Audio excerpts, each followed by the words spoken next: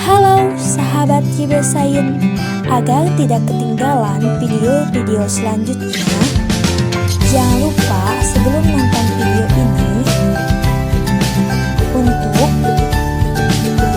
subscribe dan tekan tombol loncengnya.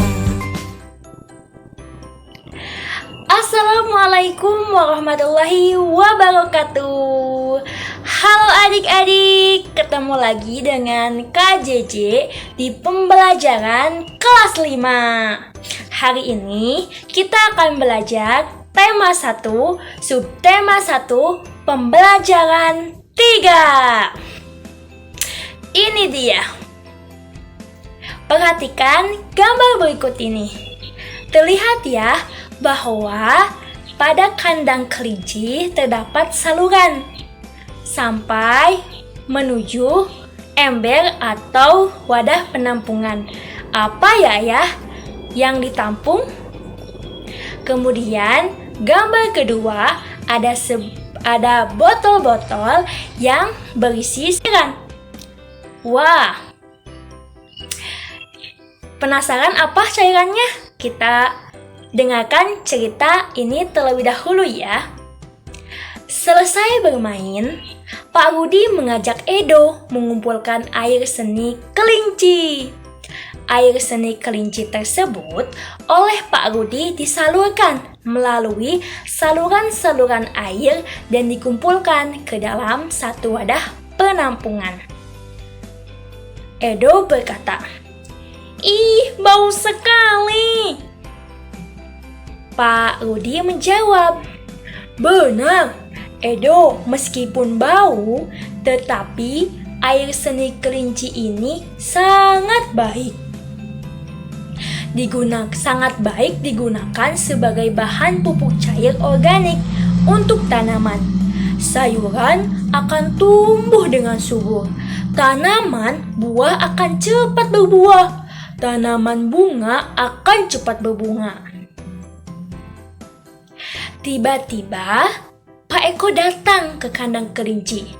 Pak Eko meminta air seni kelinci milik Pak Rudi untuk memupuk sayuran di belakang rumahnya. Dengan ikhlas, Pak Rudi pun memberikan sebagian air seni kelinci tersebut kepada Pak Eko. Edo penasaran melihat itu, lalu bertanya, "Pak, kenapa air seni kelinci itu diberikan kepada Pak Eko? Kan sayang, Pak." Pak Rudi menjawab, "Iya, tidak apa-apa, Edo. Kita harus saling membantu. Jika ada orang yang membutuhkan bantuan, kita harus secara ikhlas dan sukarela memberikan bantuan. Karena kita makhluk sosial. Artinya, tidak dapat hidup sendiri dan membutuhkan bantuan orang lain. Dan ingat, saling membantu dan tolong-menolong adalah bentuk dari pengamalan sila Pancasila juga loh." Edo menjawab, "Benar sekali, Pak. Jika tidak salah, sila kemanusiaan yang adil dan beradab. Sekarang, ayo membaca." Di sini ada sebuah teks yang berjudul nilai-nilai yang terkandung dalam sila-sila Pancasila. Yuk kita baca sama-sama. Lihat, ada gambar Garuda Pancasila juga ya. Yuk kita baca. Pancasila sebagai dasar negara Indonesia bukan lagi suatu hal yang baru bagi masyarakat di Indonesia. Dari zaman dahulu, nilai-nilai Pancasila memang sudah terkandung dalam kehidupan sosial budaya masyarakat kita. Nilai-nilai tersebut telah meliputi berbagai aspek kehidupan dan masih tetap dipelihara sampai saat ini. Nilai-nilai Pancasila perlu sekali kita kembangkan dalam kehidupan sosial budaya. Hal ini dimaksudkan agar tercipta suasana yang tenang, sejahtera, damai, dan aman. Tanpa nilai-nilai tersebut, kita tidak akan dapat mencapai semua itu. Nah, sekarang nilai ketuhanan yang Maha Esa. Terlihat ya ada gambar orang-orang yang sedang beribadah sesuai dengan keyakinannya. Nah, kita baca juga yuk. Beriman kepada Tuhan Yang Maha Esa sesuai dengan agama dan keyakinan yang dianutnya. Nilai yang terkandung dalam sila ini juga mengharuskan kita untuk saling menghormati dan bekerja sama antar pemeluk agama yang berbeda-beda. Kita tidak boleh memaksakan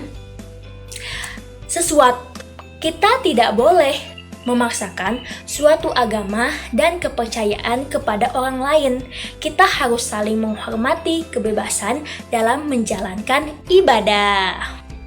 Nah, sekarang yang kedua ya, nilai kemanusiaan yang adil dan beradab. Wah, terlihat ya, pada gambar Lani sedang memberikan uang kepada kakek-kakek yang membutuhkan. Nah, adik-adik juga harus contoh ya sikap Lani seperti ini. Nah, sekarang kita baca juga ya. Setiap warga negara hendaklah mengakui persamaan derajat, persamaan kewajiban antara sesama manusia sebagai asas kebersamaan bangsa Indonesia dan persamaan hak. Dengan menjunjung tinggi persamaan derajat, hak, dan kewajiban, maka seluruh bangsa Indonesia bersama-sama akan mampu menegakkan dan juga memelihara kebersamaan.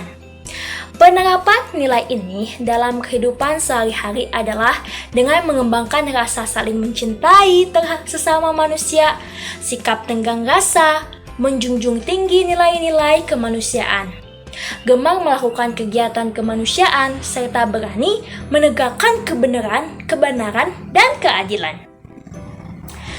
Nah, yang ketiga, nilai persatuan Indonesia. Nah, terlihat ya, pada gambar ada bapak-bapak dan masyarakat yang sedang membantu dalam membangun rumah. Yuk kita baca.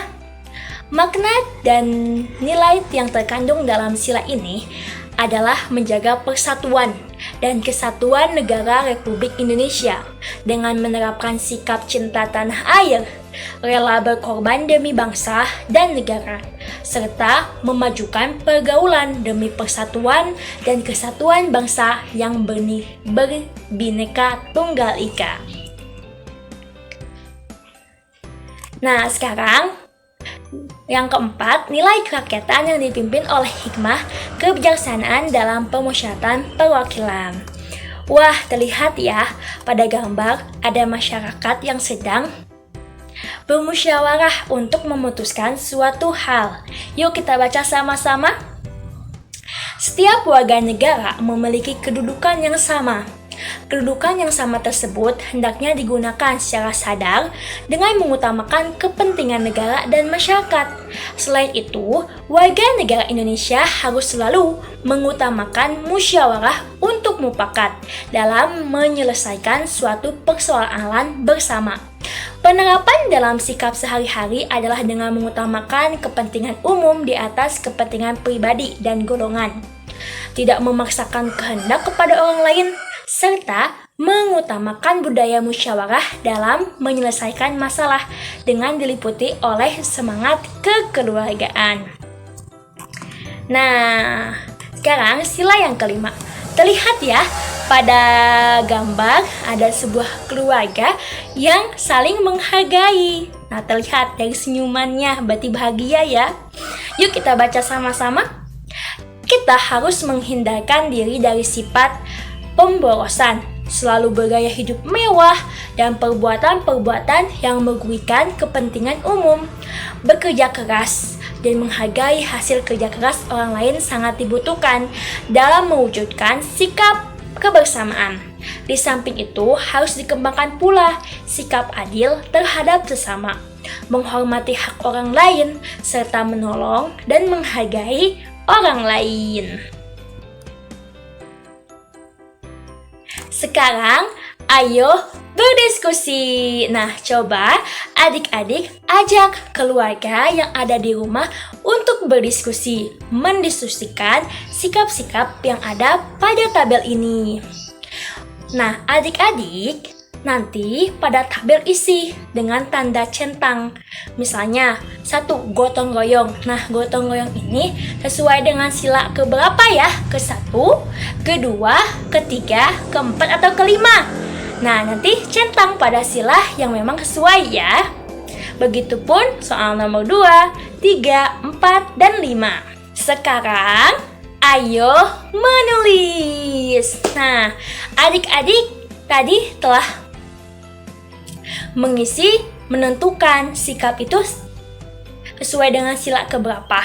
Nah, sekarang adik-adik tuliskan pada sila yang pertama. Ini kan gambar bintang ya. Ketuhanan yang Maha Esa. Nah, sikap yang sesuai dengan sila yang pertama apa saja ya? Tuliskan pada kolom ini ya. Kemudian, sila yang kedua juga tuliskan pada kolom ini. Kemudian, sila yang ketiga juga tuliskan sikap yang sesuai dengan sila tersebut pada kolom ini. Dan yang keempat juga sama. Tuliskan sikap yang sesuai dengan sila yang keempat.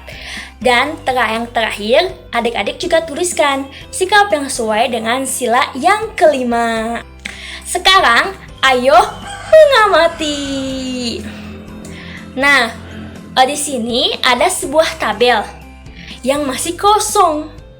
Ada perilaku atau sikap, dan kemudian ada juga kolom tidak sesuai dengan sila ke. Jadi adik-adik coba amati perilaku dan sikap orang-orang di sekitaran adik-adik yang tidak sesuai dengan sila ke-1 atau ke-2 atau ke-3 atau ke-4 ataupun yang ke-5. Nanti tuliskan pada kolom ini ya. Sekarang ayo mengamati. Nah, di sini ada sebuah gambar peta kondisi geografis negara Indonesia. Kita ada di pulau apa? Jawa Barat. Iya, kita ada di Pulau Jawa berarti ya. Pulau Jawa yang mana? Yang mana? Oh iya, betul, yang itu.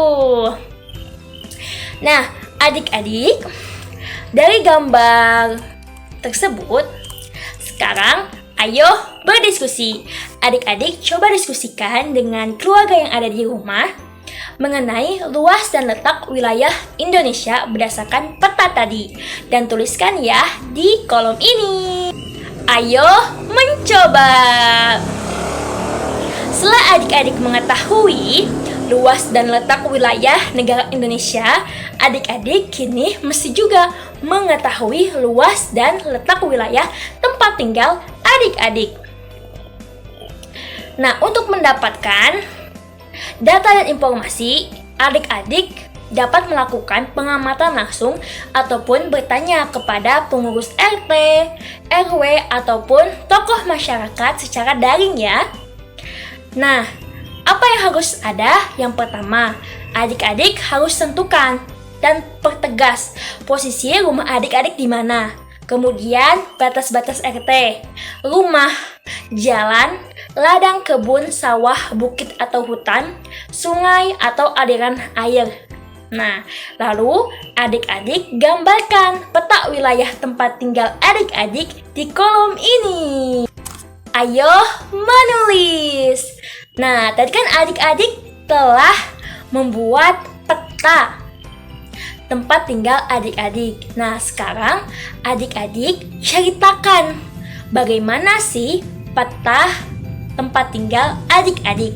Nah, caranya adik-adik perlu menuliskan ide pokok dan kalimat pengembangnya. Nah, di sini disediakan sebuah tabel. Nanti adik menuliskan ide pokok dan kalimat pengembangnya pada tabel ini.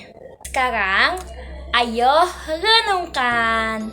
Nah, adik-adik coba renungkan sikap dan perilaku adik-adik yang sudah sesuai dengan nilai-nilai yang terkandung dalam sila-sila Pancasila.